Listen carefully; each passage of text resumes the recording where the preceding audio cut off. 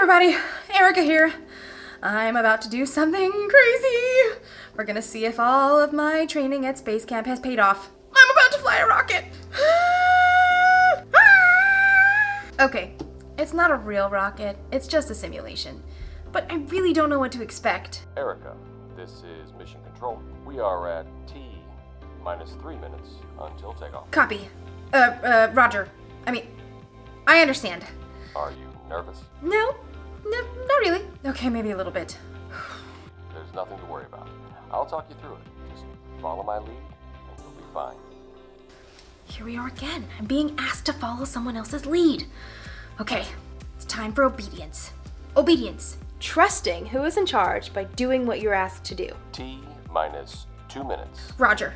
Being obedient to mission control is a no-brainer. They clearly know way more about this stuff than I do. T-minus 1 minute. Okay, time is moving really fast. But mission control is not in the driver's seat. They are sitting somewhere far away, safe and sound. I'm the one with the control stick in front of me. I'm the one who pays the price if something goes wrong. I'm actually right outside the simulator. Can I really follow someone else's lead when I don't even know how it's gonna work out? We are go for launch in 10, 9. In today's Bible story, 7, we'll hear about a guy who was told to go, 5, but he wasn't told 4, where. 3, Here 1. Ignition.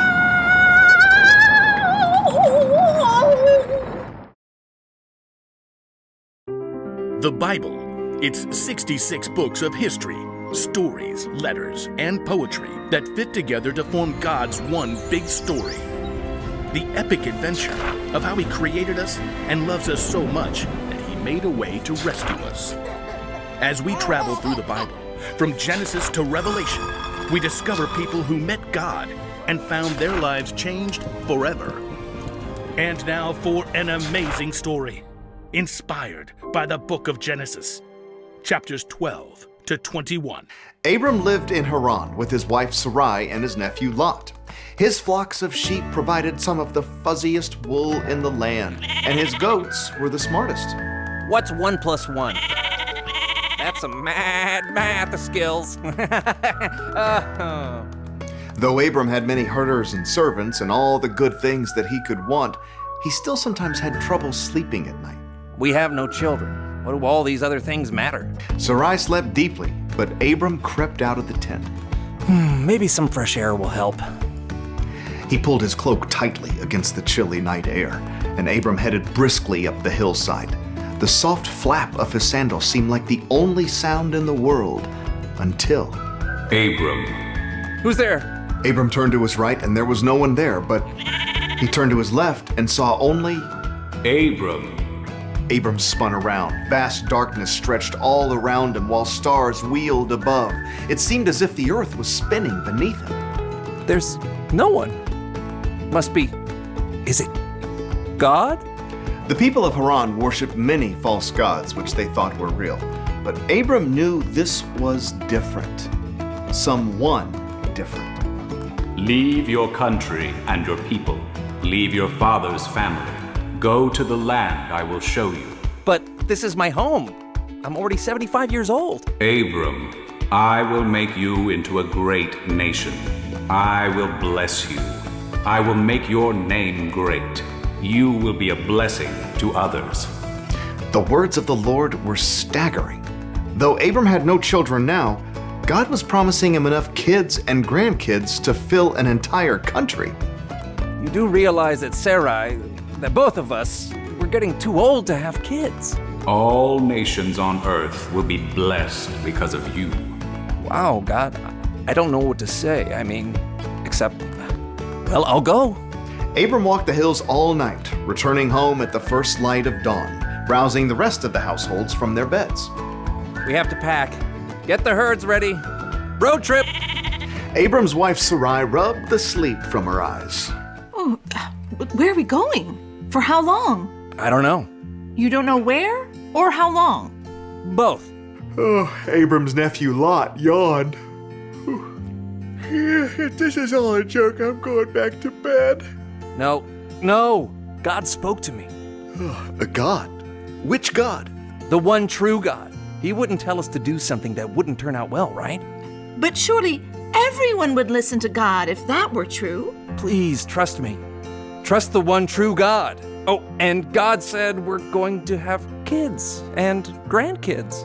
What? Lots of them. This one true God does realize I'm 65, right? It wasn't an easy job preparing dozens of people and hundreds of animals for a one-way trip to who knows where. But at last, finally, the family set out on the trail. In fact, Abram and his family walked for hundreds of miles on foot until they reached the land that God spoke of. This land, it's even more beautiful than Haran. But even though Abram had done what God told him, there was still no child for years and years. Once again, God spoke. Look up, Abram. I will give you all of the land that you see.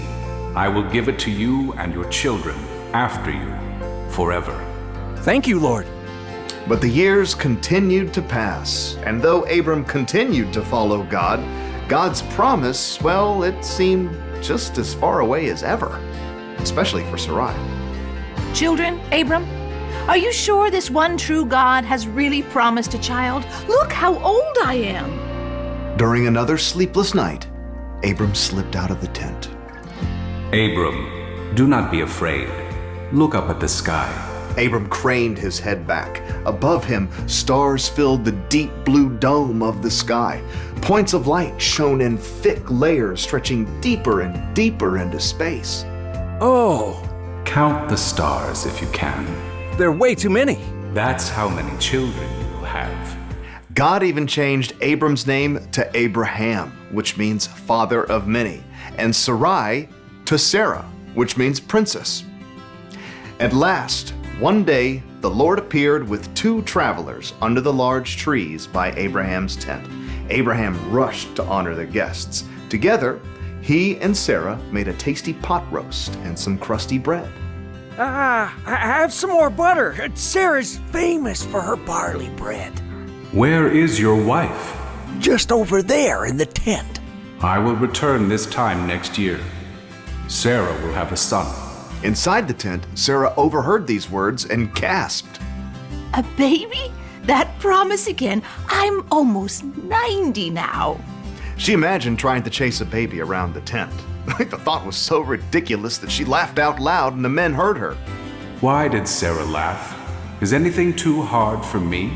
Sarah tugged aside the wall of the tent, face flaming. I didn't laugh. Yes, you did. Even though Abraham and Sarah were old enough to be great-great-grandparents, Sarah did have a baby exactly a year later.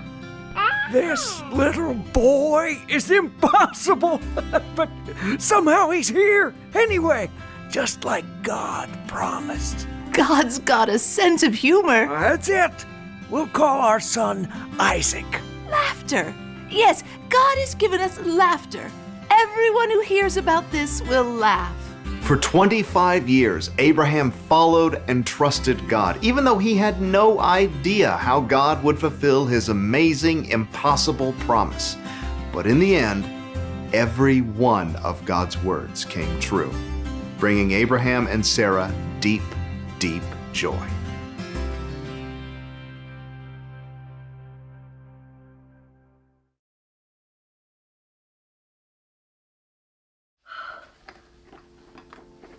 I did it. I'm in space. It was really scary, doing something I've never done before, but Mission Control has been with me the whole time, talking me through everything. Erica, you're starting to drift off course just a bit. You're going to want to hit your thrusters for 2.3 seconds. Would that be monopropellant or the bipropellant thrusters, Mission Control? That would be monopropellant thrusters, Erica. Roger that, Mission Control. Thrusters are a go. 1, 2.3.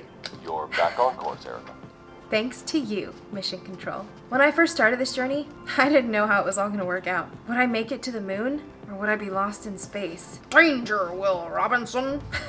Turns out, I don't need to worry, because even though I may drift off course, I know there's someone guiding me. Your leaders can be like that too. They can guide you, even if you're not sure how it's going to work out. God can be like that too. Just look at Abraham. God asked Abraham to do a really scary thing. He asked him to go, and Abraham went. He didn't know where, but he trusted God to show him the way. Abraham trusted God no matter what. And when God promised Abraham that all nations would be blessed because of him, Abraham believed God. And he was right to, because thousands of years later, Abraham's great